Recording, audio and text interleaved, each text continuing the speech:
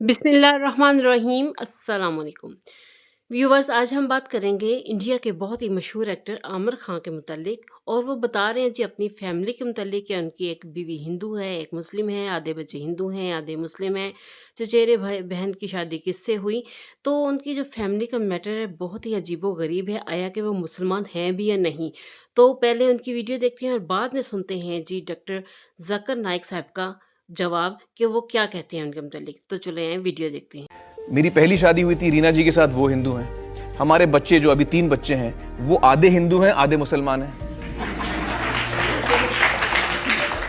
मेरी जो 2 बहनें, एक बड़ी बहन है एक छोटी बहन है, दोनों की शादी हिंदुओं से हुई है, उनके पति दोनों हिंदू हैं।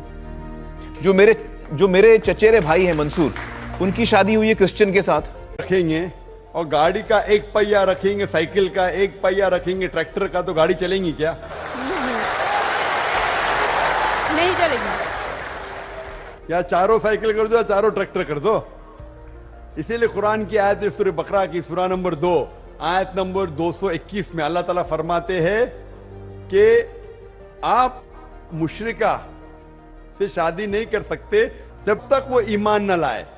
मतलब जो गैर मुस्लिम है और शिर्क कर रही है उससे आप शादी नहीं कर सकते जब तक वो ईमान ना लाए।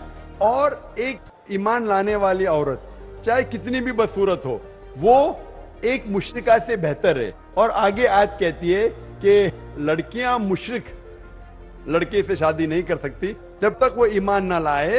एक मोमिन आदमी चाहे कितना भी बदसूरत हो वो बेहतर है बनिस्बत जो शिर्क करता है। इसकी वजह यह है कि इस्लाम में लिखा है कि अगर आप खुदा के अलावा किसी को और पूछते हैं, किसी और की इबादत करते हैं, ये सबसे बड़ा गुनाह है। और अल्लाह ताला फरमाते हैं सूरह निसा में सूरा नंबर 4 आयत नंबर 48 में और सूरा निसा सूरा नंबर 4 आयत नंबर 116 में कि अल्लाह सुब्हानहू व तआला अगर चाहे तो कोई भी गुनाह को माफ कर सकता है लेकिन शिर्क को कभी नहीं माफ करेगा। अगर एक इंसान मुशरिक जैसा मर गया तो अल्लाह ताला कभी भी उसे माफ नहीं कर सकता, क्योंकि मुशरिक वो शख्स है जो शिर्क करता है। और ये सबसे बड़ा गुनाह है क्योंकि हमारा खालिक, हमारा मालिक, हमारा ईश्वर, हमारा खुदा, हमारा भगवान, अगर हम उसको गाली देंगे, ये सबसे बड़ा गुनाह है। जिसने हमें जिंदगी दी, जिसने ये सारी चीजें हमें दी दुनिया में, अगर हम उसको गाली देंगे, उसके अलावा किसी और की इबादत करेंगे, ये शिर्क हुआ। तो इसीलिए इस्लाम में इजाजत नहीं है कि एक मुस्लिम लड़का या लड़की कोई मुशरिक लड़का या लड़की से शादी करे, ये इजाजत नहीं है।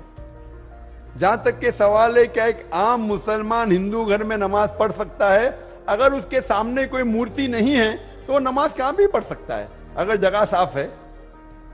हमारे रसूल मोहम्मद सल्लल्लाहु अलैहि वसल्लम फरमाते कि सारी दुनिया, सारी धरती मोमिन के लिए मस्जिद है।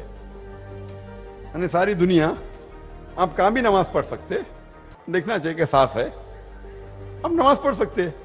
तो ये आप जाके अगर हिंदू का घर में जाते हैं और वह साफ है, कोई मूर्ति आगे नहीं है, तो नमाज पढ़ने में कोई हर्ज नहीं है। जरूरी नहीं है कि आपको शादी करना चाहिए फिर आप नमाज पढ़ सकते, शादी करने की जरूरत नहीं है। नमाज पढ़ने का अगर साफ जगह है तो कोई हर्ज नहीं। इसीलिए शादी के लिए शर्त है कि दोनों का ईमान हो।